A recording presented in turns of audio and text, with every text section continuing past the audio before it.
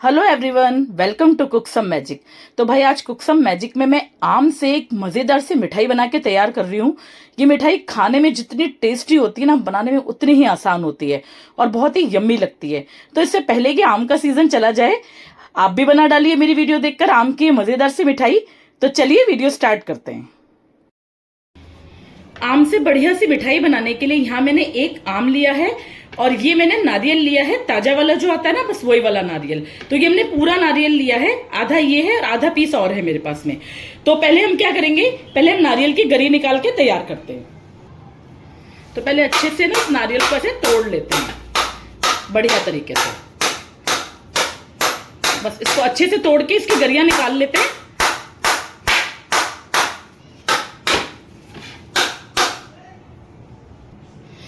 तो ये देखिए नारियल मैंने तोड़ लिया है और इसका ये वाला पार्ट है ना, ये वाला पार्ट भी हटा के इसको रेडी कर लेते हैं। ये देखिए सारा छिलका जो है इसका सब कुछ हटा के तैयार कर लिया है मैंने, बढ़िया से पीस निकल गए हैं नारियल के। अब हमें क्या करना है, अब हमें ये जो ब्राउन वाला हिस्सा ना, इसको भी छील के तैयार करना है। तो ये देखिए, ये जैसे ये ब्राउन वाला हिस्सा है, इसको इस तरीके से थोड़ा थोड़ा सा धीरे धीरे करके इस तरीके से छिलका उतार लेते हैं। और व्हाइट वाला पार्ट हमें यूज करना है। तो सारे नारियल का छिलका उतार के और इनको पीसेस में कट कर लेते हैं, फिर दिखाती हूं मैं आपको। तो ये देखिए सारा नारियल जो है मैंने बिल्कुल उसका जो ब्राउन पार्ट था वो बिल्कुल हटा लिया है और ऐसे छोटे छोटे पीस पे काट के इसको तैयार कर लिया है।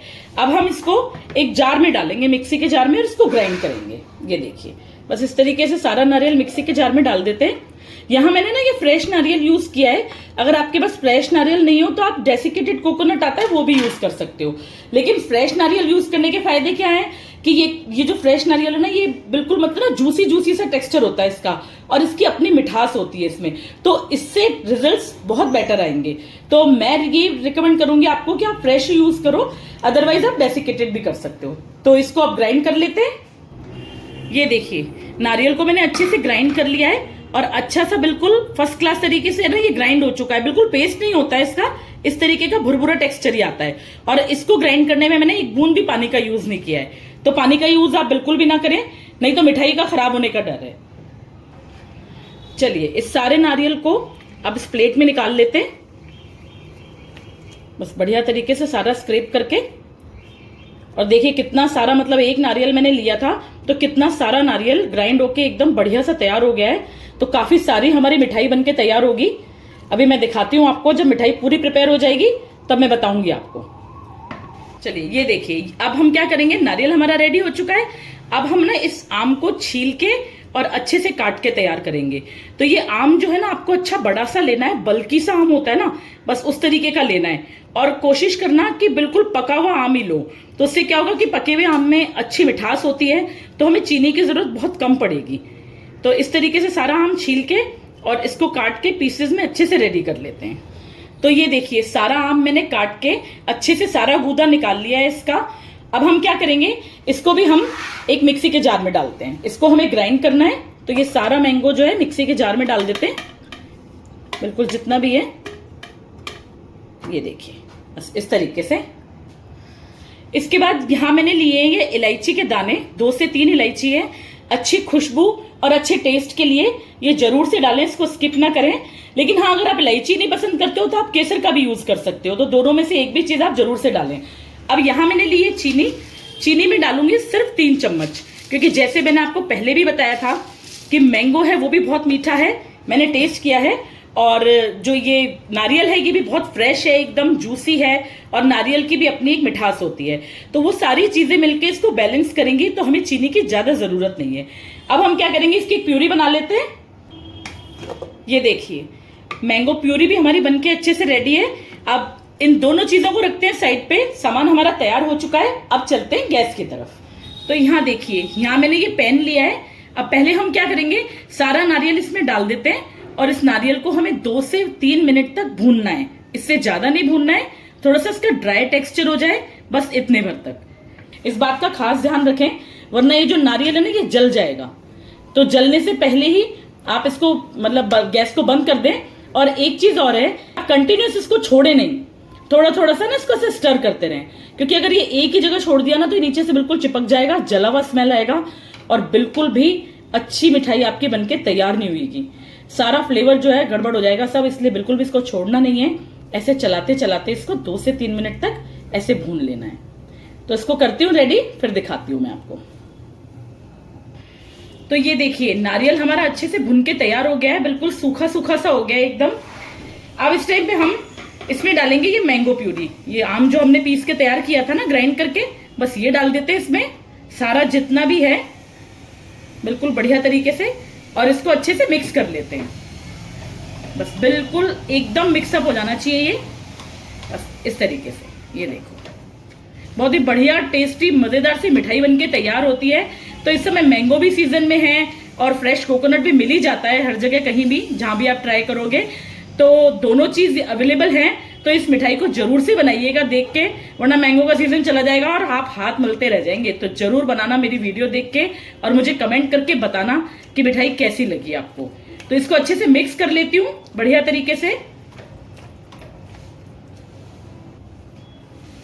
ये देखिए सारा जितना मैंगो प्यूरी थी ना वो सारी मैंने इसमें अच्छे से मिक्स कर दी है। अब इस टाइम पे हम क्या करेंगे, इस टाइम इसमें हम डालेंगे मिल्क पाउडर।